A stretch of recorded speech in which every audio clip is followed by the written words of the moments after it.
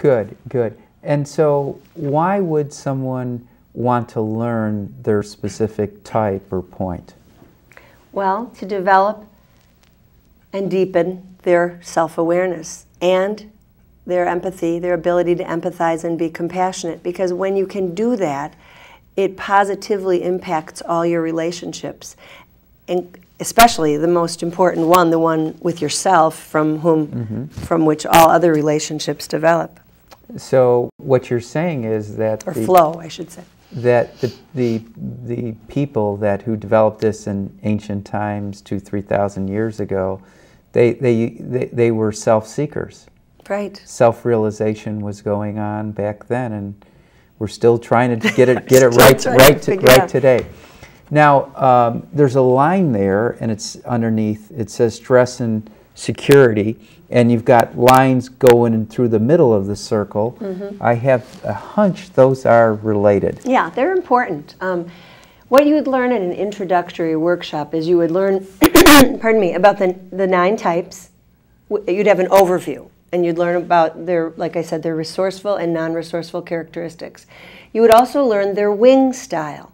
The wing is the neighbor, so the 2, the loving or giving type, we call them, would have a neighbor of a 3 or a 1, right? And 1 would have a neighbor of a 9 and a 2. Right, and so on. And that affects, when you take an Enneagram personality profile and you find out that you come back and you say, oh, I'm the wise type with an original or a romantic wing. You know, that 5 is going to be a little bit different than the 5 with the loyal wing. So there's so many nuances and, like I said, layers to peel. It's very fascinating, though. You learn where the arrows are, where you go in security, to which corresponding type. Security meaning you're feeling whole and safe. Where you go when you're feeling safe. And where you go in stress. Okay. To which when you say corresponding security, type. we're just talking physical, emotional, mental, somebody, feeling... Think of it as emotional. Okay. See the arrow that goes this way? This almost seems counterintuitive because you would think that the loving type would go in the direction of the type they want to go in security, but it's the opposite. They fold with the pressure and they go to the low side of that corresponding type. So can you see how 2 goes to the 8? And well, what does 9 go to? Let's bring your husband back in here. I have to stay with 2, only because I'll confuse people. Okay. 2 then conversely goes against the grain. In other words, this arrow that's coming at the 2, think of it as like an emotional bullet. You know, it doesn't matter what is coming at you when you're safe and secure, and as St. Augustine said, my heart is restless till it rests in thee, in the arms of God, if you can use God talk. This is what happens, This is InnerQuest. That's right, I get to use God talk. We love God talk. Yay. So the point is that you go against this emotional, you asked me, is it emotional? Is it, yes, it is. So it's creating, if you're going against the flow, it has to be some upheaval, some destabilization. Right, it would be very upsetting, but on the Enneagram you find out where you go in security, when you're safe, and where you go in stress. And what you do, the 2, the loving, giving, nurturer type, when they're very safe and rooted in God's arms around them, and they're very connected spiritually, they go to the high side of this original type, the creative, romantic type, and they go to the low side of 8, which is the bully, when they're stressed. See, so they fold in the direction of the arrow, and they're strong when the arrow is coming at them. So you learn all about that. Oh, okay. That's the stress and security piece.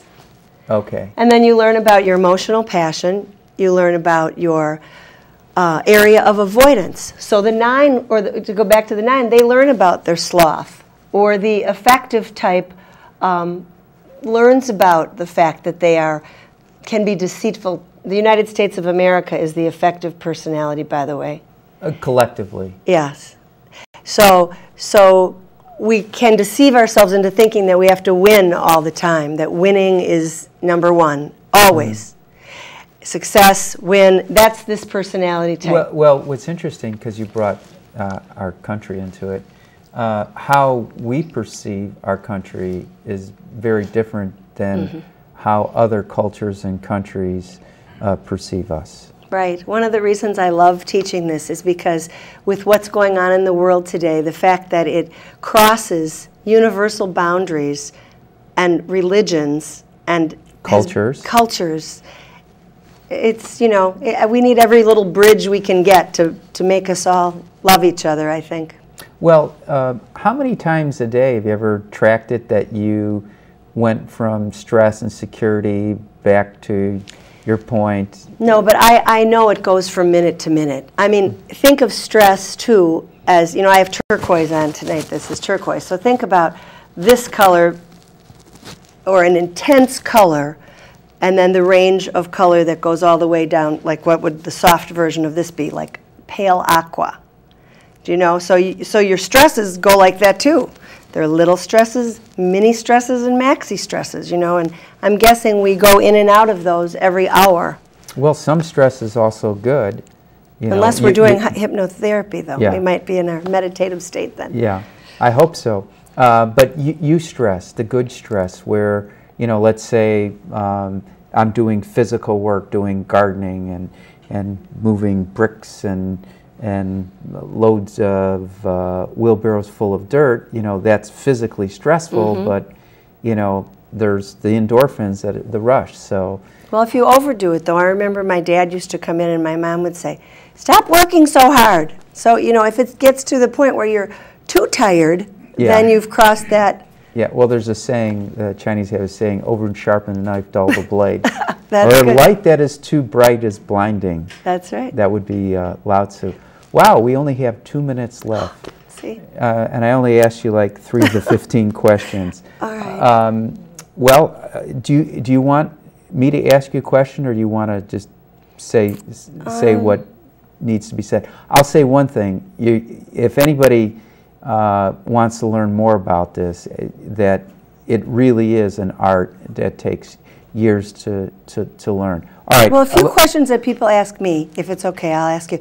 They'll say, can our personalities change? Yeah. And I'll say, you know, my experience in working with people is that you can become more resourceful within your personality, but it's evident by 4 years of age we've got our personalities. So that's a question that gets asked all the time that I thought I would cover. I think we've covered a lot of it. Life can get better by having more self-knowledge. What the 2 greatest words in philosophy I've ever heard were "Know thyself" by Socrates. Yes. And unless you know yourself, you can't. You know, people who get married and don't have a successful marriage, and there's no judgment here. Please don't think that I'm coming from it. But if they didn't, so many people who go through a divorce might say, "Gee, I didn't even know that. I didn't even know that, you know, about myself."